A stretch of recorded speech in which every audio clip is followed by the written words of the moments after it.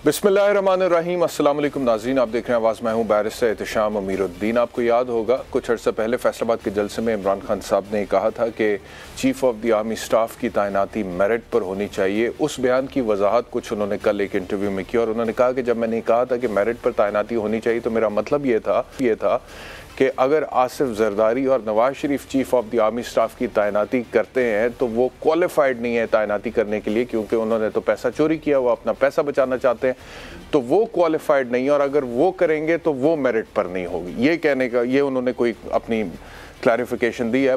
इसी इंटरव्यू में इमरान खान साहब से मौजूदा chief of the army staff general Qamar Javed Bajwa की एक्सटेंशन के हवाले से भी सवाल हुआ और जो इमरान खान साहब ने फार्मूला पेश किया था वो ये था कि मौजूदा chief of the army staff जो हैं उनको कंटिन्यू करना चाहिए और नए chief of the army staff की तैनाती को मौखर किया जाना चाहिए। बात जो वो कह रहे थे वो एक्सटेंशन ही थी, लेकिन आज जब सहाफ़ियों से उन्होंने गुफ्तगू किया तो उन्होंने कहा था कि मेरा मतलब ये था कि मैं कह रहा था कि नए chief of the army staff की तैनाती को मौखर किया जाए और तब तक के लिए मौजूदा chief of the army staff continue हो। तो एक तरह से बनती तो वो एक्सटेंशन ही है, लेकिन इमरान खान साहब समहाउ इसको डिस्टिंग्विश करने की कोशिश कर रहे हैं। वो ये कह रहे हैं कि जब तक कि नई गवर्नमेंट नहीं आ जाती, जो उनका ख्याल है कि उनकी गवर्नमेंट होगी और 2022 में ही आ जाएगी, और वो ये चाहते हैं कि अर्ली इलेक्शंस हो जाएं 2022 में ही, जिसके नतीजे में उनकी गवर्नमेंट आए, तो वो कुछ प्लान ये पेश करने की कोशिश कर रहे हैं कि जी जब तक हमारी गवर्नमेंट नहीं आती है तब तक मौजूदा chief of the army staff continue करें इन ऑफिस, और जब हमारी गवर्नमेंट आ जाएगी फिर नए chief of the army staff की तैनाती की जाएगी। ये इमरान खान साहब कुछ कहने की कोशिश कर रहे हैं। He is trying to draw distinction between extension और वो ये कह रहे हैं कि इसको डिले किया जाए थोड़ी देर के लिए। बहरहाल इलेक्शंस के हवाले से उन्होंने कहा कि अगर इलेक्शंस जल्दी करवाती है PDM तो फिर मैं उनके साथ बात करने के लिए भी तैयार। फिर अभी थोड़ी देर पहले पाकिस्तान तहरीक इंसाफ के रहनुमा फवाद चौधरी ने एक इंटरव्यू देते हुए कुछ वजाहत की इमरान खान के बयान की और उन्होंने कहा कि अगर मौखिर किया जाता नए chief of the army staff की तैनाती को तो फिर मौजूदा chief of the army staff के लिए ये एक्सटेंशन ही होगी।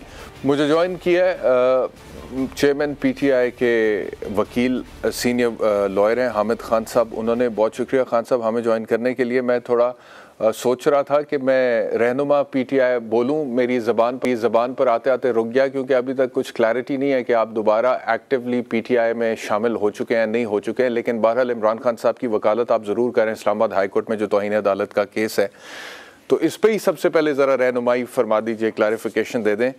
आपको रहनुमा PTI बोला जाए हामिद खान साहब? देखिए, मैंने कभी PTI नहीं छोड़ी, एक दिन के लिए नहीं कभी छोड़ी। तो मैं तो फाउंडर हूँ पार्टी का। रहनुमा कहे ना कहे, मैं कम से कम मेंबर और वर्कर हूँ पार्टी का। ये और कभी एक दिन की भी डिसकंटिन्यूटी नहीं आई। ठीक है, मेरे इख्तलाफात बीच में कुछ हैं इमरान खान साहब के साथ कुछ, लेकिन उसका मतलब ये नहीं कि आप पार्टी छोड़ गए। पार्टी एक पूरी की पूरी एक एस्टेब्लिशमेंट होती है और एक अदारा होती है, उसमें हर तरह के लोग होते हैं, कोई डिसेंट्रेस्ट भी हो सकते हैं। तो इसलिए ये समझना कि अगर किसी वजह से पार्टी हेड के साथ किसी पार्टी वर्कर के कोई इख्तलाफात है तो उसने पार्टी छोड़ दी, ये बात बिल्कुल गलत है। नहीं, लास्ट टाइम जब आप मेरे प्रोग्राम में तशरीफ़ लाए थे तो मैंने आपसे सवाल पूछा था, कुछ लोगों के नाम लिए थे और कहा था कि अगर वो PTI में हैं या PTI का फेस है, तो आपने कहा था अगर वो PTI का फेस है तो उस PTI से मेरा कोई ताल्लुक नहीं है, तो वो तो PTI में है। तो इस वजह से मुझे ज़रूरत पड़ी ये सवाल आपसे पूछने की। बहरहाल आगे बढ़ते हामिद खान साहब, उनको ये फरमाएगा कि मैं क्लियर करना चाहता हूँ, मैं उनको PTI का हिस्सा नहीं मानता, आज भी नहीं मानता। और बताइए। लेकिन सर आपके नाम मानने से ऐसा तो नहीं है कि वो PTI का हिस्सा नहीं, वो PTI का हिस्सा है, वो PTI का फेस है, वो PTI को रिप्रेजेंट करते हैं, वो बयानात देते हैं इमरान खान साहब के बिहाफ। मैं नहीं, देखिए मैं अपना व्यू पॉइंट दे रहा हूं, मैं किसी और का नहीं दे रहा, मैं अपना व्यू पॉइंट दे रहा हूं। अच्छा हामिद खान साहब, being a founder of the party मैं दे सकता हूं। ठीक है। अच्छा, अब इशू की तरफ आते हैं। इमरान खान साहब ने जो कहा कि आर्मी चीफ की तकर्री इंतखाबात तक मौखिर की जाए, एक वकील की हैसियत से उन्होंने कहा कि वकला के साथ मुशावरत भी हुई और इसकी प्रोविजन मौजूद है या हो सकती है, तो एक वकील की हैसियत से आपको लगता है कि आइन में इसकी गुंजाइश मौजूद है? देखिए, ये आइन का मामला नहीं है। ये मामला कानून का है, आर्मी एक्ट का मामला है, जिसमें कि 2019 में अमेंडमेंट करके उन्होंने एक्सटेंशन की प्रोविज़न डाली थी। एक्सटेंशन की प्रोविज़न तो एक डेफिनेट पीरियड के लिए होती है और उसी डेफिनेट पीरियड के लिए तो नोटिफिकेशन हुई थी, लिहाजा वो तारीख तो जब वो ख़त्म हो जाएगी वो नोटिफिकेशन, तो उनकी जो सेकंड टर्म है, जिसे हम सेकंड टर्म ही कहेंगे, एक्सटेंडेड टर्म, वो ख़त्म हो जाएगी। तो लिहाजा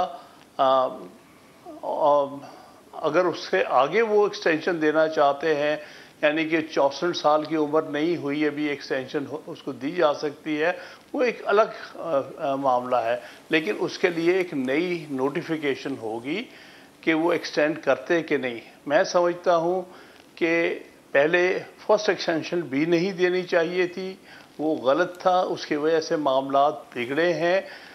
बेशतर ममालिक में एक टर्म होती है आर्मी चीफ की, एक से ज़्यादा नहीं होती और ना होनी चाहिए होती है।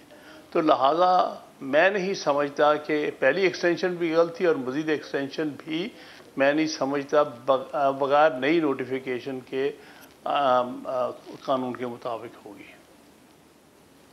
ज़ाहिरी बात है, अगर 29 नवंबर को मौजूदा chief of the army staff की मुद्दत पूरी हो रही है as chief of the army staff, तो उसके बाद वो कंटिन्यू करते हैं इन ऑफिस, तो उसके लिए नोटिफिकेशन तो नया होगा अहमद खान साहब, इसमें तो कोई शक नहीं, उसके बगैर तो कंटिन्यूएशन हो नहीं सकती है। लेकिन बात हो रही है इस वक्त कि इमरान खान साहब ये कह रहे हैं कि इस तैनाती को जो कि 29 नवंबर तक उनकी है, अभी इसको मौखिर किया जाना चाहिए, इस फैसले को मौखिर किया जाना चाहिए। तो विदाउट एक्सटेंशन इसको मौखिर करना पॉसिबल है? वो कानून मैंने भी पढ़ा है जो इमरान खान साहब के ज़माने में 2019 में एक्सटेंशन के हवाले से ले आए थे और जिसमें 64 बरस मैक्सिमम एज लिमिट उन्होंने डिक्लेयर कर दी थी। तो बाजवा साहब की उम्र तो अभी 61-62 साल है, मेरे ख्याल में 2-1 साल उनके पास कानून की हवाले से देखा जाए तो पड़े हैं। तो मौखिर हो सकती है और फिर एक्सटेंशन ही होगी तब तक, आपके ख्याल में, जो खान साहब यही सजेस्ट कर रहे हैं? मैं कुछ कह नहीं सकता, मेरी उनसे इस मसले पे बात नहीं हुई, लेकिन कानून को सामने रखते हुए मैं समझता हूं कि एक्सटेंशन हो सकती है क्योंकि कानून बना दिया गया, लेकिन एक्सटेंशन मैं समझता हूं किसी तौर पर भी होनी मुनासिब नहीं होगी। काफ़ी पहले ही 6 साल एक शख्स को आपने चीफ ऑफ आर्मी स्टाफ बना दिया, वो मुल्क के लिए, मुल्क के इदारों के लिए, मुल्क के आइन के लिए कोई अच्छी चीज़ नहीं है। कई ममालिक में आप जानते हैं कभी एक्सटेंशन नहीं हुई, लोगों को चीफ ऑफ आर्मी स्टाफ का नाम तक नहीं पता होता। वो प्रोफेशनल आदमी है, कुछ अरसे के लिए तैनाती होती है, उसके बाद वो घर जाता है, फिर नया आ जाता है। इस मसले पर को इतना ज़्यादा जो एम्फसिस आ गया है पिछले कुछ सालों में, वैसे पहले भी था लेकिन अब बहुत सामने, मतलब है ऑब्वियसली जो सामने आया है वो किसी तौर पर भी मुनासिब नहीं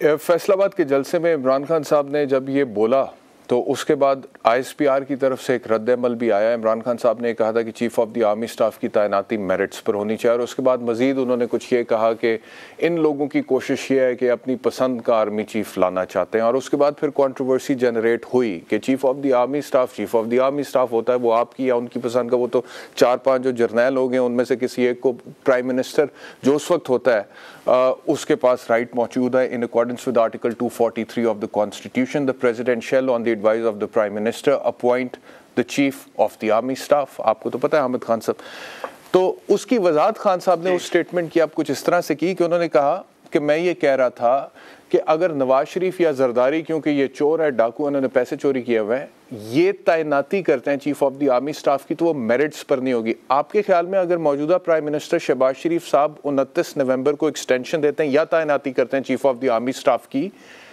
तो वो मेरिट्स पर नहीं होगी? देखिए, मेरिट तो हमारी तारीख में किसी ने देखा ही नहीं आज तक। एक या दो तैनाती हुई हैं जो इनको मैं मेरिट समझता हूँ। मेरिट का मतलब है जो सीनियर मोस्ट लेफ्टिनेंट जनरल को अपॉइंट करते हैं। एक करामत की दफ़ा हुआ था, एक अभी टिक्का खां की दफ़ा हुआ था। दो मेरे नज़दीक तारीखी इंस्टेंसेस हैं पाकिस्तान के 75 साल में, जब जिसको मैं मेरिट समझता हूँ कि सीनियर मोस्ट जो चीफ ऑफ लेफ्टिनेंट जनरल था उस वक्त, उसको अपॉइंट कर दिया था। और आप देखें कि दोनों ही अपॉइंटमेंट्स में कभी मसला नहीं पेश आया। मसला वहाँ पेश आया जब आउट ऑफ टर्न अपॉइंट किया गया, कोई फेवरेट को अपॉइंट किया गया, ये सोच के अपॉइंट किया गया कि ये मेरा साथ देगा, मुझे मजबूत करेगा, मिलिट्री इस्टेब्लिशमेंट को मेरे साथ खड़ा रखेगा, और मैं इसको आउट ऑफ टर्न जैसे ज़ियाउल हक को किया, जैसे मुशर्रफ को किया, जैसे याहिया खान को पहले किया था। वो पाकिस्तान की तारीख में बड़े ही अफसोसनाक बाब है। जैसे मैं उन अपॉइंटमेंट्स को मैं समझता हूँ वो मेरिट पर नहीं थे और मेरिट पे नहीं समझे जा सकते हैं वो अपॉइंटमेंट्स। लिहाजा मैं समझता हूँ मेरा सवाल थोड़ा मुख्तलिफ है प्राइम।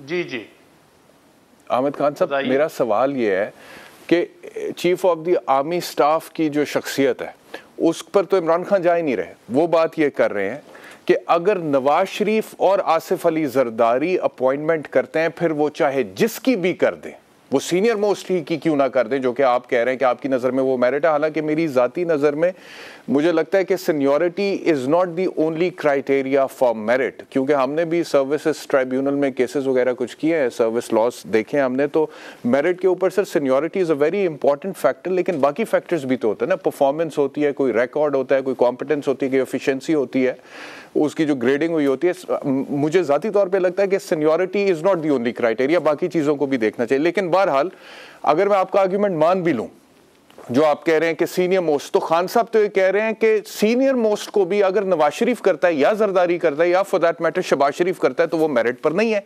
ये आर्ग्यूमेंट दुरुस्त है because Shehbaz Sharif is the sitting prime minister of this country right now. Imran Khan साहब को इख्तलाफ है, वो उनको इंपोर्टेड हुकूमत के प्राइम मिनिस्टर या प्राइम मिनिस्टर कहते हैं, लेकिन he is the prime minister. वो जिसको भी अपॉइंट करेंगे आपको लगता है कि वो मेरिट पर नहीं होगा, वो गलत होगा, कानून के खिलाफ होगा? देखिए बात यह है, पहली बात तो ये जो मैंने बात कही वो आपने उस पर काफ़ी लंबी बात कर दी। भाई पाकिस्तान के कॉन्टेक्स्ट में चीज़ें देखा करें, यहाँ मेरिट कौन देखता है?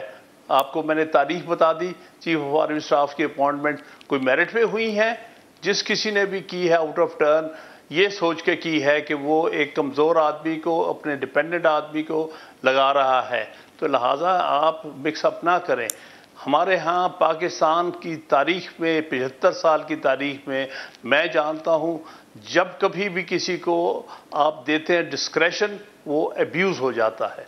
लिहाजा सीनियरिटी फिर भी एक ऐसा क्राइटेरियन है जिस पर कोई उंगली नहीं उठा सकता। और जो आदमी सीनियर मोस्ट लेफ्टिनेंट जनरल बन गया हो, क्या उसकी प्रोफेशनल कॉम्पिटेंस पे कोई उंगली उठाई जा सकती है? जब वो यहाँ तक पहुँच गया है तो फिर उसको ये भी राइट है कि वो बने। जहाँ तक इमरान खान साहब का बयान है, मेरे ख्याल में अगर उसको इस कॉन्टेक्स्ट में देखा जाए तो किसी हद तक उस पर एतराज़ बहुत कम हो जाएगा। अगर ऐसे शख्स को अपॉइंट किया जाता है जहाँ कोई एक्सरसाइज ऑफ चॉइस या आर्बिट्रेरीनेस नहीं है, वहाँ पर मेरे ख्याल में इनके अपना भी ख्याल होगा कि फिर इसमें कोई एहसान नहीं होगा उस शख्स पर शहबाज शरीफ का जिसके बदले में वो सपोर्ट की तवक्को रखे।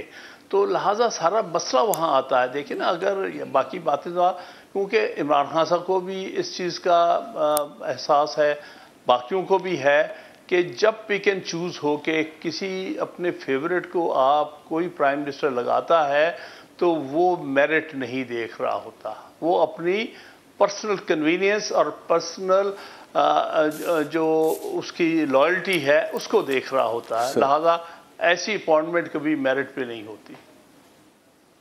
मुझे बसद एहतराम इख्तलाफ इस बात से इस हद तक है हामिद खान साहब कि पता नहीं है सियासतदान क्यों ऐसे सोचते हैं कि जी मैं एहसान करने जा रहा हूँ। इस मतलब कि अगर 4 या 5 नाम आ रहे हैं for the post of the chief of the army staff, तो जो सीनियर मोस्ट है वो सीनियर मोस्ट तो है, आप भी कह रहे हैं, लेकिन बाकी भी सारे लेफ्टिनेंट जनरल्स ही हैं, उन्होंने भी फौज को टाइम दिए और वो भी one of the senior most officers of the Pakistan army हैं, वो भी जर्नैल हैं, वो भी 3 स्टार हैं। तो वो 4-5 में से अगर किसी को भी चुना जाता है तो वो पता नहीं सियासतदान क्यों ऐसे सोचते हैं कि अगर ये 3rd नंबर पर थे सीनियरिटी में या 4th पे थे या 5th पे थे तो हम इन पे ज़ाती तौर पे एहसान करें। और इस सोच को तारीख ने गलत ही साबित किया, क्योंकि एहसान कोई नहीं होता। उन्होंने सर्विस जो की है उस सर्विस के नतीजे में उस पोजीशन पर पहुंचे हैं and they deserve to be chosen as for that post. उन्होंने मेहनत की है, वो मेजर से, कर्नल से, ब्रिगेडियर से होते हुए लेफ्टिनेंट जनरल तक पहुंचे हैं, फिर सीनियर मोस्ट जनरल्स की फहरिस्त में आए हैं, फिर उनमें से किसी एक को चुन लिया जाता है। तो ये आर्ग्यूमेंट वैसे थोड़ा मेरी समझ से बाहर है। बहरहाल आगे चलते हैं, अगर आप इस पे कुछ कहना चाहते हैं तो कह दीजिए, फिर मैं कंटेम्प्ट प्रोसीडिंग्स के हवाले से। जी नहीं, कंटेम्प्ट पर मैं बात इसलिए नहीं करूंगा कि मैं उसमें वकील हूँ। कंटेम्प्ट प्रोसीडिंग्स के बारे में बात नहीं करूंगा क्योंकि केस पेंडिंग है और मैं उसमें वकील हूँ। ठीक है, मैं ये एक शॉर्ट चलवा देता हूँ ज़रा इमरान खान साहब का, उसके बाद बिल्कुल आपका इस्तेहकाक है, आप मेरिट्स के ऊपर सब्जुडिस मैटर है, बात नहीं करना चाहते अपना कीजिएगा, आप लेकिन ये शॉर्ट ज़रा अवॉइड कीजिए। मेरा कोई कमेंट इस केस के बारे में, मेरा कोई भी कमेंट अवॉइड कीजिएगा। मैंने इस पर पहले वाजे कर दिया था जब मुझे आपके नुमाइंदे ने कहा कि आप, मैंने कहा जी उस पर मैंने बात नहीं करनी, और जिस भी मौजू पे आप बात करना चाहें करें। अच्छा, आप उस पर मतलब कि मैं आपसे ये तो नहीं पूछ रहा हामिद खान साहब के अदालत को क्या फ़ैसला करना चाहिए, मैं तो सिर्फ ये इमरान खान साहब का ही कल का स्टेटमेंट है जिस पे उन्होंने कहा है कि अगर मुझे बोलने का मौका दिया जाता तो शायद मैं माफ़ी मांग ही लेता। तो मैं तो वही आपको सुनवाना चाह रहा था, अगर आप इजाज़त दें तो मैं प्ले कर देता हूँ। जी नहीं, मैं समझता हूँ उस पर भी मुझे कमेंट नहीं करना चाहिए, उसका कोई कॉन्टेक्स्ट होगा। और इन एनी केस आप खुद जानते हैं, बैरिस्टर हैं, कि क्लाइंट काउंसिल की रिलेशनशिप प्रिविलेज होती है, उनके दरमियान कोई कम्युनिकेशन जो है वो डिस्कस नहीं की जाती और वो नहीं किए जानी चाहिए हमारे प्रोफेशनल एथिक्स के मुताबिक। फेयर कमेंट तो खान साहब किया जा सकता है, फेयर कमेंट तो किया जा सकता है इन टेम्परेट लैंग्वेज, ये तो आजकल आप दूसरे कर सकते हैं। नहीं देखिए, बात सुनिए ना, ठीक है, बहुत शुक्रिया। After the conclusion of the case, yes after the conclusion of the case, हाँ आप कर सकते हैं। ठीक है। इसका मतलब है कि मैं आपसे कुछ भी पूछूं कि क्या आपने इमरान खान साहब को ये मशवरा दिया था कि वो गैर मशरूत माफ़ी मांग लें या नहीं दिया था, या दिया था तो खान साहब ने माना आपका मशवरा या नहीं माना, तो उसका आप जवाब नहीं देंगे तो फ़ायदा कोई नहीं फिर पूछने का। जी नहीं, क्योंकि ये कम्युनिकेशन आ जाती है क्लाइंट काउंसिल की, ये कॉन्फिडेंशियल आप कह रहे हैं कि आपकी और आपकी क्लाइंट की कम्युनिकेशन है, बिल्कुल ठीक है, ये आपका इस्तेहकाक है। I do understand that। Hamid Khan साहब बहुत शुक्रिया हमें जो लिए, very grateful to you sir. Imran Khan साहब का आपको शॉर्ट सुनवा देता हूँ जिसमें इमरान खान साहब ने कहा है कि अगर मुझे बोलने का मौका देते इस्लामाबाद हाई कोर्ट के जज साहिबान तो शायद मैं माफ़ी मांग ही लेता है, वो कह देता जो वो कहलवाना चाह रहे थे। तो ये इमरान खान साहब कह रहे थे कि अगर मुझे बात करने का मौका दिया जाता, और क्योंकि मैंने उस दिन भी आपसे कहा था जो प्रोसीडिंग्स जैसे जैसे हमें रिपोर्ट हो रही थी कि इमरान खान साहब ने बात करने के लिए इस्तदा की, और पहले शुएब शाहीन जो उनके वकील हैं उनको कहा, उन्होंने हामिद खान साहब को कहा, लेकिन उस टाइम पर उनको मौका नहीं मिला। और उसके बाद फिर आखिर में प्रोसीडिंग्स के इमरान खान ने फिर डायरेक्टली बेंच को मुखातिब करते हुए कहा कि मैं कुछ बोलना चाहता हूँ, लेकिन उन्होंने कहा कि हमने आपके वकला को सुन लिया तो लिहाजा इसकी ज़रूरत नहीं है। तो इमरान खान साहब का अब ये स्टेटमेंट आया कि अगर मुझे बोलने का मौका दिया जाता तो शायद मैं वो कह देता जो कि वो चाह रहे थे कि मैं कहूँ। तो बहरहाल अब 22 सितंबर को देखते हैं कि क्या होगा। फ़िलहाल एक ब्रेक का वक्त है, ब्रेक के बाद वापस आते हैं।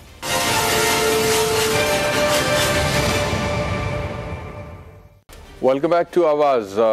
हामिद खान साहब से जो मेरी गुफ्तगू हो रही थी और उन्हें मैं कह रहा था कि मुझे ये समझ नहीं आती कि सियासतदान एहसान क्यों समझते हैं। मिसाल के तौर पे अगर 4-5 जर्नलों के नाम आते हैं और वो 4-5 जो senior most generals of the Pakistan army, और उनमें से किसी एक को तैनात कर दिया जाता है chief of the army staff, तो वो ऐसा क्यों समझते हैं कि देखिए पहले नंबर या दूसरे नंबर वाले को नहीं किया, चौथे नंबर वाले को किया, 5वें नंबर वाले को किया, ये हमारा एहसान है। तो कहने का मकसद ये है कि जितनी भी अहम तैनातियाँ होती हैं, सिवाय इस वक्त सुप्रीम कोर्ट के चीफ जस्टिस के या फिर इस्लामाबाद या फिर हाई कोर्ट्स के चीफ जस्टिस के, वहाँ पे जो सीनियर मोस्ट जज होता है उनको चीफ जस्टिस बना दिया जाता है। बल्कि ये मामला भी बहुत अरसे तक अदालतों में एक मसला रहा कि कुछ सीनियर जज साहिबान जो थे वो बैठे रहते थे चीफ जस्टिस हाई कोर्ट की कुर्सी पर, और बाकी जो थे वो ऊपर प्रमोट हो जाते थे।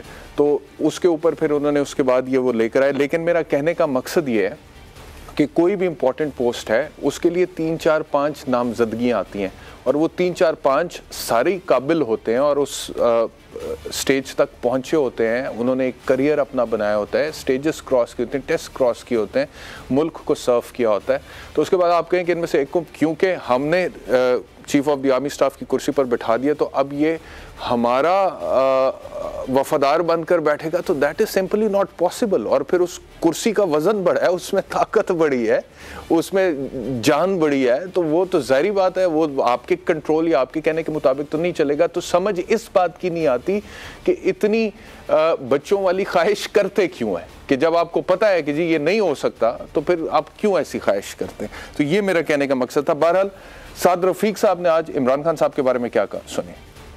जाली चूरन बेचा उसने और जहाँ जहाँ थूका वो चाट रहा है। एक तरफ फौजी क़यादत को अब्यूज करता है, पार्टी जो है वो सोशल मीडिया पे अदारे को टारगेट किया हुआ है। कल उसने एक और बात की है, बुनियादी तौर पे इमरान खान बीज वालों टाइप आदमी है, दाना फेंकता है। एक तरफ अमेरिका को गालियां निकालता है, दूसरी तरफ उनके पाँव पड़ जाता है। उसका पुराना ये स्टाइल है। तुम कौन आदमी हो कि तुम आसमान से उतरे हुए हो, तुम अदालत से भी ऊपर हो? ये नहीं हो सकता। पीपल्स पार्टी के साथ, PMLN के साथ रियासत के रवैये और हो और बच्चे जमूरे के साथ और के रवैये दो होंगे। सवाल भी उठेगा, फिर बात भी होगी, फिर तनकीद भी होगी, फिर बुरी भी लगे। अगर कोई अदल और इंसाफ है, एक रवैया होना चाहिए सबके साथ। अगर इस मुल्क में कोई कानून है। मुझे ज्वाइन किया पाकिस्तान मुस्लिम लीग नवाज़ के सीनियर रहनुमा तारिक फजल चौधरी साहब ने, बहुत शुक्रिया। और सीनियर जर्नलिस्ट आमिर ज़िया साहब मेरे साथ हैं। आप दोनों मेहमानों का बहुत शुक्रिया। तारिक चौधरी साहब, आपसे गुफ्तगू का आगाज़ करते हैं। मुझे फरमाइएगा, ख्वाजा साद रफ़ीक जो कह रहे हैं कि जी हमारे साथ रियासत का रवैया और है और इमरान खान के साथ और है, तो मेरा ख्याल है कि अभी तो कुछ हालात बदल नहीं गए, क्योंकि इमरान खान के ऊपर भी FIRs हैं, इमरान खान भी मुकदमात का सामना कर रहे हैं, इमरान खान भी इस वक्त जो है वो एक एंटी इस्टेब्लिशमेंट की फ़ोर्स के तौर पर देखे जा रहे हैं, एंटी इस्टेब्लिशमेंट फ़ोर्स के तौर पर देखे जा रहे हैं। तो क्या ये तज्ज़िया अभी इन हालात में दुरुस्त है? बहुत शुक्रिया आपका बैशर साहब। देखिए, इमरान खान साहब की बात जो है वो FIR की या इमरान खान साहब के खिलाफ कोई मुकदमात की बात नहीं हो रही। बुनियादी तौर पे इमरान खान साहब जिस तरह मुसलसल इदारों को हदफ तनकीद बना रहे हैं, जिस तरह अभी आपने देखा कि अभी जो थोड़ा सा जिक्र आपने अपने प्रोग्राम अभी की गुफ्तगू में भी दिया, जो मैंने सुना कि पाकिस्तान का जो सबसे डिसिप्लिन इदारा है उसके हवाले से तसलसल से इमरान खान साहब जो है और उनकी पार्टी के सीनियर क़यादत बयानबाजी कर रही है। फवाद सईद साहब हो, शहबाज गिल हो, आज मैंने अनफॉर्चुनेटली डॉक्टर यास्मीन राशिद साहिबा को सुना। उनके भी मुझे, क्योंकि बहुत एक ऑनरेबल लेडी हैं, लेकिन बड़ा एक मुतनाज़ा बयान उन्होंने दिया। इमरान खान साहब ने खुद जो भी चंद दिन पहले कहा कि जो तकर्री पाकिस्तान मुस्लिम लीग नून की क़यादत करेगी, उसके हवाले से जो उन्होंने मुहब्बे वतन और गैर मुहब्बे वतन टाइप के लफ्ज़ इस्तेमाल किए, इंतहाई अफसोसनाक। कल उन्होंने जो बात की, आज उसे फिर रिट्रीव कर लिया, यूटर्न ले लिया। फिर उन्होंने कहा जनाब के ये जो अपॉइंटमेंट होने जा रही है, मैं तो उसने एक्सटेंशन की बात नहीं की, पहले कहा कि एक्सटेंशन देनी चाहिए, ये इस काबिल ही नहीं है।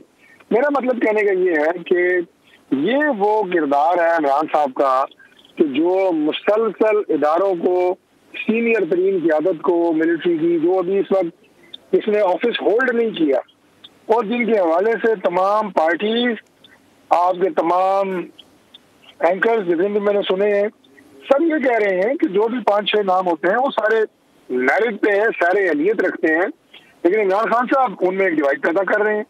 उनमें उस शख्सियत को जिसने कल ये मनसब संभालना है उसे मुतनाज़ा बना रहे हैं कि ये अपॉइंटमेंट अगर इन्होंने की तो वो इनकी साइड लेंगे, वो उनकी ग्रेफरेंस छुपाएंगे। तो ये तो पहली बात, तो मैंडेट नहीं है उनका कि वो एंटी करप्शन का काम करें, लेकिन अगर करेंगे या अगर मैंडेट है तो फिर करप्शन तो सब ही पकड़ी जाएगी। पर इमरान खान साहब ने जो गुल खिलाए हैं या उनके जो काबीना के मेंबरान रहे हैं उन्होंने जो गुल खिलाए हैं वो सारे के सारे रिकॉर्ड पे हैं, फिर वो सारे के सारे पकड़े जाएंगे। तो इसलिए इमरान खान साहब के ये जो बयानात हैं, जिनका मैंने आपको सिर्फ चंद का हवाला दिया है, ये सारे के सारे ऐसे हैं कि जिनकी बुनियाद में हम ये कहते हैं कि इनका मुहासबा भी होना चाहिए। सही तरीके से होना चाहिए और इनकी जबान बंदी भी होनी चाहिए बगैर जरूरत के। बगैर जरूरत का लफ्ज मैं नहीं कहूँगा, मैं कहूँगा किसी सूरत भी मुल्की दाखिली सलामती खारजी सलामती के जामिन इदारों को, जिसमें आपकी ये तमाम इदारे आते हैं, उनको आप गैर जरूरी तौर पर मुतनाज़ा बना रहे हैं। और उसके बाद इलेक्शन कमीशन को देखें, इलेक्शन कमीशन के तकर्री जो चीफ इलेक्शन कमिश्नर की मैंने की, वो मैंने किसी के कहने भी की, ये बयान दे दिया, फिर कहा कि चीफ इलेक्शन कमिश्नर कोई मौका नहीं छोड़ते, बैक स्टैबिंग करते हैं। आप अंदाजा लगाएं, यानी कॉन्स्टिट्यूशनल पोस्ट को आप किस लिए मुतनाज़ा बना रहे हैं और क्यों बना रहे हैं और किस बुनियाद पे बना रहे हैं। ठीक, तो ये, और अगर मुझे आप कहें कि 10 और बयान बताते हुए शर्म महसूस होती है। अच्छा चले, मैं जरा आमिर ज़ाद साहब की तरफ जाना चाहूंगा। आमिर ज़ाद साहब अभी ये जी आप बात सुन लें। जी फरमाइए। अभी सैलाब आया है मुल्क में जी, हमारी 1/3 से मुतासर हुई है, लोग बेसर सामानी के आलम में पड़े हैं। इमरान खान साहब जो डोनर्स हैं पाकिस्तान के अंदर, पाकिस्तान से बाहर, दारुल मुल्क मुकीम पाकिस्तानी, उन्हें यानी उन्हें भी कंट्रोवर्सी में डाल रहे हैं। कंट्रोवर्सी मीन्स कि उन्हें भी शक में डाल रहे हैं, उन्हें भी डिस्करेज कर रहे हैं कि पोजीशन ना दें। अब एक ऐसी गवर्नमेंट है जिससे केसेस हैं और फिर अपने आप को क्लेम करते हैं कि मैं कौमी लीडर हूँ।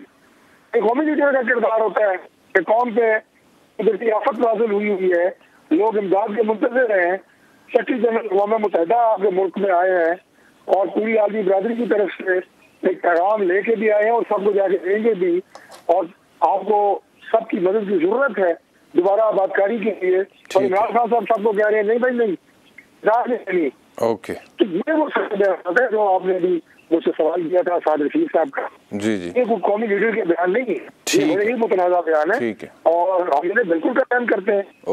ओके। आमिर ज़ाद साहब, आपको भी लगता है कि ये कौमी लीडर के बयान नहीं है जो तारिक फजल चौधरी साहब कह रहे हैं? और दूसरा ये बताइएगा कि आज सहाफ़ियों से जो मुलाकात हुई है चेयरमैन PTI इमरान खान की, उन्होंने कहा है कि सितंबर में ये एहतजाज की कॉल दूंगा। तो इमरान खान साहब तो बाज़िद हैं इस बात पे। कल भी मैंने एक शॉट चलाया था उनका जिसमें वो कह रहे थे कि हम हर सूरत इलेक्शंस करवाएंगे, अर्ली इलेक्शंस करवाएंगे और ये इलेक्शंस होंगे। और अभी वो जो प्लान दे रहे हैं, जिस तरह से उन्होंने कल इंटरव्यू में कहा कि नए chief of the army staff की तैनाती को मौखिर किया जाए और फिर जो नई हुकूमत आती है वो नया chief of the army staff तैनात करे, तो ही इज़ वेरी कॉन्फिडेंट। उन्हें लगता है और वो आखिरी टाइम तक इसी बात पे फाइट कर रहे हैं कि अर्ली इलेक्शंस होने चाहिए। तो आपको लगता है कि अगर वो एहतजाज की कॉल देते हैं सितंबर पे और सड़कों पर आ जाते हैं तो फिर वही होगा जो पहले हुआ था 25 मई को, या मुख्तलिफ नतीजा होगा? देखिए, 3 बातें हैं आपकी। मैं अगर तीसरे नुक्ते से अगर हम पहले बात शुरू करें, अगर आप इजाजत दें, कि इमरान खान ने ये जो कहा कि जी मौखर कर दिया जाए और नई हुकूमत जो मुंतखब होकर आए, जिसको लोगों का इत्मीनान हासिल हो, वो नए चीफ की तकर्री करे। अच्छा, मैं आपकी इस बात से जो आपने बताई कलमात कहे, बिल्कुल मैं उससे एग्री करता हूँ कि जी जो भी 4, 5, 6 नाम आएंगे वो बहुत मोतबर नाम होंगे, लेफ्टिनेंट जनरल्स होंगे, ट्राइड एंड टेस्टेड होंगे वो लोग, तो उनकी अहलियत पे किसी को शुबा नहीं, उनकी हुब्बुल वतनी पे फाकम बदहन किसी को शुबा नहीं हो सकता। और मेरे ख्याल में वो जो चाहे हिज़्ब इख्तिलाफ से हो, हिज़्ब इक़्तिदार के हो, कोई इस चीज को डिस्प्यूट में नहीं लाना चाहेगा कि जी पाकिस्तान आर्मी जैसा साज इदारा उस पर कोई तनाज़ा खड़ा हो। लेकिन समझने की बात ये कि इमरान खान की, जो मैं उनके कॉन्टेक्स्ट को समझा हूँ, वो समझते हैं कि जी जो मौजूदा हुकूमत है बकौल उनके मुतनाज़ा तरीके से लाई गई है। पाकिस्तान के अवाम की अक्सरियत जो है बकौल उनके वो इसको मुतबर नहीं समझती, इसकी क्रेडिबिलिटी पे सवाली निशान उठाती है। तो इस हुकूमत की गई कोई भी कानून साजी होगी, फैसला होगा, तकर्री होगी, वो मुतनाज़ा हो जाएगी। तो अपने उनके एनलाइटेंड सेल्फ इंटरेस्ट में जो भी नए आर्मी चीफ साहब आ रहे हैं, उनके लिए बेहतर ये होगा कि नई हुकूमत जिसके ऊपर लोगों का एतमाद हो, इस पर कोई तनाज़ा ना हो, वो उसको नॉमिनेट करे। अच्छा, कहने को ये मतलब है आउट ऑफ द बॉक्स उन्होंने एक तजवीज पेश की है, लेकिन मैं समझता हूँ कि इस वक्त जो पाकिस्तान में आप देखें बड़ी टॉक्सिक पॉलिटिक्स हो रही है और लग रहा है कि हमारी सियासत बंद गली में आ गई है। उसमें उस उलझी हुई डोर को सुलझाने का एक अच्छा एक मेरे ख्याल में तजवीज है कि आप उस चीज को मौखर कर दें उस वक्त तक। और दूसरी बात की इंतखाबात की तरफ जाने तक आप ये देखें पाकिस्तान के मुतहम्मिल हो सकता है कि अगले अगस्त तक 1 साल या 9-11 महीने इसी तरह की उसमें एक सियासत में जहरीलापन हो, महाजराई और गैर यकीनी सूरत हाल हो। इस हुकूमत के पास देखिए 2 चीजें बिल्कुल वाज़ेह हुई हैं, इनके पास कोई गेम प्लान नहीं है। ये हुकूमत मजमूए तजादात है, जाहिर है कि पीपल्स पार्टी की अपनी सियासत, नून लीग की अपनी सियासत, मौलाना साहब की अपनी सियासत, दीगर इत्तेहादियों की। तो ये कोई अच्छे उस तरह के डिसीजन जिस तरह के हमें चाहिए मुल्क की मईशत को ठीक करने के लिए, इसको सही रास्ते पे लाने के लिए, वो नहीं कर सकेंगे। इनके अभी तक जिस तरह मईशत हैंडल की है, तो वो अगर इमरान खान खराब कर रहे थे तो इन्होंने बदतर कर दिया। और आज इन्फ्लेशन अगर 50 साल 49 ईयर हाई पर है और जो आपका डॉलर जो है वो ऊपर से ऊपर जा रहा है, रुपया संभल नहीं रहा, तो ये इस बात की गमाजी करता है कि भाई सूरत हाल कितनी गंभीर है। और हम ये जो रियासत पाकिस्तान है खाकम बदैन मुतहम्मिल नहीं हो सकती इस चीज की कि इस अफरा तफरी को एक गैर यकीनी सूरत हाल को प्रोलॉन्ग करें। हल क्या है? देखिए, इलेक्शन में जाना कोई गैर जमहूरी अमल नहीं है, एक जमहूरी अमल है। और अगर एक आपकी नामुकम्मल कौमी असेंबली है, 120-100 से ज्यादा लोग नहीं बैठ रहे उसमें, तो हल एक ही है कि आप इलेक्शन कराएं। और इसमें एक जमाने में नून लीग की मांग हुआ करती थी, उसका मुतालबा होता था, पीपल्स पार्टी का होता था, करना नहीं चाहिए। और चूंकि आखिरी बात के ये बाजवा साहब जी, मैंने कहा बात ये है ना कि वो खान साहब तो चाहते हैं कि इलेक्शंस हो जाए, बना सकते हैं। जी फरमाइए। मैंने कहा खान साहब तो ये चाहते हैं कि हर सूरत इलेक्शंस हो जाएं, अर्ली इलेक्शंस हो जाएं। वो ये चाहते हैं कि 2022 में इलेक्शंस हो जाएं और उनकी हुकूमत 2/3 अक्सरियत के साथ आ जाए, क्योंकि उन्हें लगता है इस वक्त वो बहुत मकबूल हैं और वो मकबूल हैं भी, इसमें तो कोई शक नहीं है। लेकिन जो मौजूदा हुकूमत है वो ये कहते हैं कि हम आइनी तरीके से आए हैं, हम तरीके अदम एतमाद की कामयाबी के बाद आए हैं। और वो बात ठीक है कि अखलाकी तौर पर आप उन पर तनकीद कर सकते हैं कि कल के दुश्मन आज के दोस्त या आज के इत्तेहादी हैं, लेकिन वो इकट्ठे होकर इस वक्त अक्सरियत में और वफाक में उनकी हुकूमत है।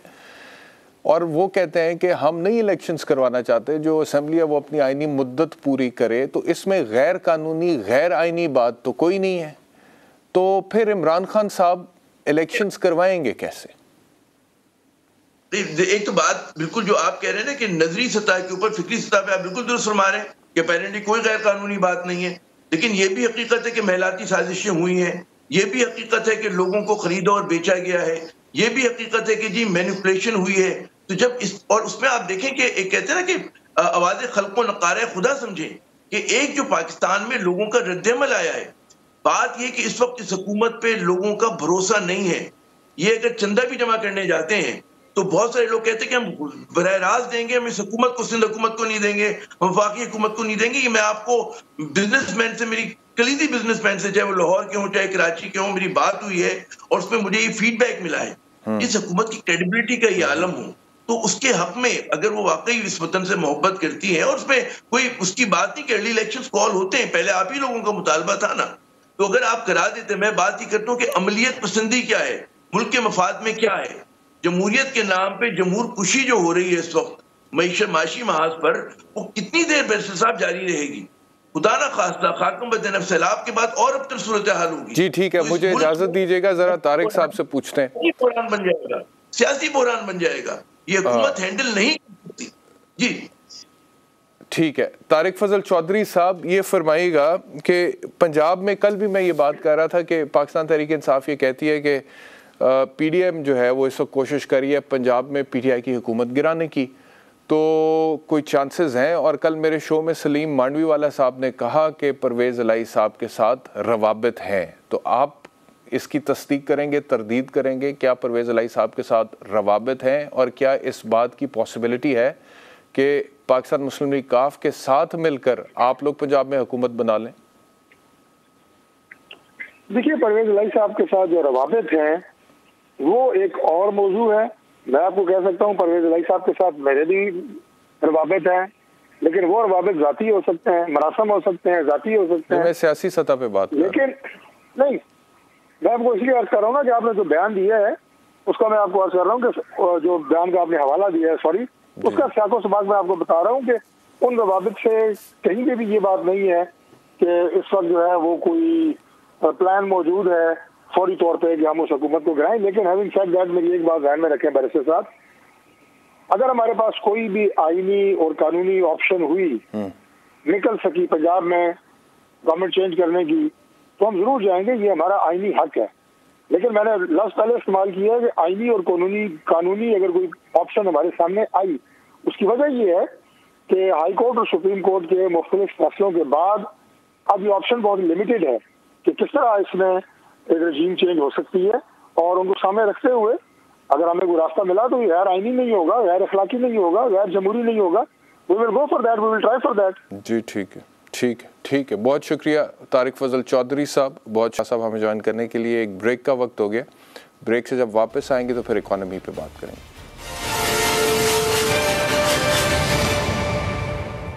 वेलकम बैक टू आवाज़। इकोनॉमी की मैं अगर आपसे बात करूं तो डॉलर की कीमत में इजाफा हुआ है 2 रुपये 10 पैसे, और इसके बाद तकरीबन डॉलर की जो कीमत है इंटरबैंक में वो 232 रुपये के करीब है, 231 रुपये 92 पैसे उसकी कीमत है, और ओपन मार्केट में यही डॉलर 238 रुपये का है। और गुज़श्ता 2 रोज़ के दौरान सोने की कीमत में 3500 रुपये फ़ी तोला इजाफा हुआ है, और अप्रैल 2022 में जो मुल्की कर्जा था वो तकरीबन 43,000 अरब रुपए था। मौजूदा हुकूमत ने 4 माह में जो कर्जे लिए हैं वो तकरीबन 7,490 अरब हैं। और अगर हम ये जो माली साल है इसमें जितनी देर पाकिस्तान तहरीक इंसाफ की हुकूमत रही है उसका मुवाजना करें PDM के इन 5-1 महीनों से जब से इनकी हुकूमत है, तो मौजूदा PDM की हुकूमत ने हर महीने तकरीबन 1,871 रुपए कर्जा लिया है। इसके हिसाब से कर्ज लिया, हर महीने तकरीबन 1871 अरब रुपए इन्होंने कर्ज लिए। और PTI की हुकूमत ने 9 महीने में, ये जो माली साल के पहले 9 महीने उनकी हुकूमत थी, उन्होंने 478 अरब बहाना के हिसाब से कर्ज लिए।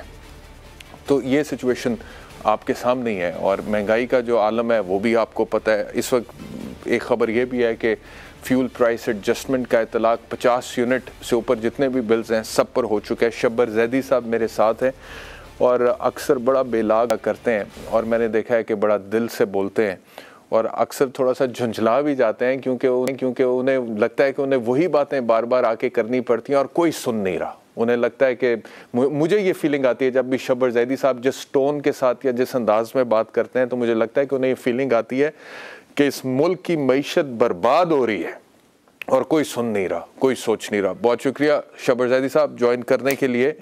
ये बताइएगा कि इमरान खान साहब अब ये कह रहे हैं कि मुल्क जो है उसकी मईशत तबाही के दहाने पर है, हम लोग आते हैं तो हम इसको ठीक कर लेंगे। आपको लगता है कि वो ठीक कर लेंगे? 2018 से पहले भी वो यही कहते थे, फिर हुकूमत आई, फिर परफॉर्मेंस भी हमने देखी, तो आप कैसे जज करते हैं स्टेटमेंट को? देखिए, बात ये है कि जो पाकिस्तान की इस वक्त मईशी हालत है और जो पाकिस्तान का दोनों फिस्कल अकाउंट और करंट अकाउंट का जो पोजीशन है, उसमें कोई भी शॉर्ट टर्म सोल्यूशन नहीं। और अगर कोई ये कहता है कि हम आ जाएंगे और हम इसको सही कर लेंगे, तो वो बुनियादी तौर पे गलत बात कर रहा है। मगर एक बात कहने वाली है कि इस तबाही में बहुत बड़ा जो हिस्सा है वो इस बात का है कि इस वक्त बहुत ज़्यादा पॉलिटिकल अनसर्टेनिटी है, और पॉलिटिकल अनसर्टेनिटी ने जो चीज़ों को और जो ख़राब हैं उनको मज़ीद ख़राब कर दिया है। तो अगर कोई स्टेबल गवर्नमेंट आ जाती है इलेक्शन के बाद, तो कम से कम एक पॉलिटिकल साइड सेव हो जाएगी और शायद हम कोई राह पकड़ ले। इस वक्त जो पोजीशन है ये तो ऐसी है कि इसमें तो रोज़ बरोज़ आपको खराबी से खराबी नजर आती जाएगी, और कोई मुझे इमीडिएट सोल्यूशन नज़र नहीं आ रहा। मगर ये बात मैं बिल्कुल डिसएग्री करता हूँ कि अगर इमरान खान साहब की गवर्नमेंट आ जाती है, कोई भी गवर्नमेंट आ जाती है, वो अगले पाकिस्तान को 2-3 साल के अंदर सही कर सकती है। हम सही सिर्फ उस वक्त हो सकते हैं जब हम कुछ बुनियादी फैसले करें जो हम नहीं कर रहे हैं। और जब इसमें सबसे बड़ा फैसला वो ये है कि आपने आज भी देखा है कि स्वात में एक बम ब्लास्ट में बंदे मारे गए। अफगानिस्तान का इशू सेटल नहीं है, पाकिस्तान में फॉरेन इन्वेस्टमेंट नहीं आ सकती। ये पॉलिटिकल इंस्टेबिलिटी हमारे लिए अजाब बन चुकी है, और तो हमें दोनों फ्रंट पर काम करना है। तो पाकिस्तान के लिए कोई इमीडिएट रास्ता मुझे नजर नहीं आ रहा है। जय साहब, ये भी क्विकली बता दीजिएगा कि डॉलर की कीमत में जो मुसलसल इजाफा हो रहा है उससे महंगाई भी जारी बात है होती है। ये कीमत ये गवर्नमेंट आपको लगता है कंट्रोल कर लेगी? मैं आपको समझाता हूं। डॉलर पे मैंने एक आर्टिकल लिखा था बिजनेस रिकॉर्डर में 3-4 दिन पहले। हमारे जो IMF की रिपोर्ट इशू की है उसमें उन्होंने जो हमें प्रोजेक्शन दी है उसमें मुझे 22,000 बिलियन का गैप नजर आ रहा है। और अगर वो गैप के बारे में गवर्नमेंट क्लैरिफिकेशन नहीं देती तो कोई भी आ जाए, आप डॉलर की उड़ान को रोक नहीं सकेंगे, और पाकिस्तान की डॉलर रुपी पैरिटी मजीद खराब होती जाएगी। इसलिए बेहतर इस वक्त की पोजीशन है कि पाकिस्तान अपने जो पोजीशन है वो आवाम के सामने रख दे कि पाकिस्तान की आज आवाम के हालात क्या हैं, और फिर आवाम को ये एहसास हो। ये देखिए ना, आपने कहा कि ऊपर बढ़ता जा रहा है। आई एम सॉरी, वक्त खत्म हो गया। शबर साहब ज़रा तफसील से बात करेंगे इकॉनमी के ऊपर। बहुत शुक्रिया हमें ज्वाइन करने के लिए, आपका बहुत शुक्रिया प्रोग्राम देखने के लिए। इंशाल्लाह कल आपसे दोबारा मुलाकात होगी। अपना ख्याल रखिए। अल्लाह हाफ़िज़।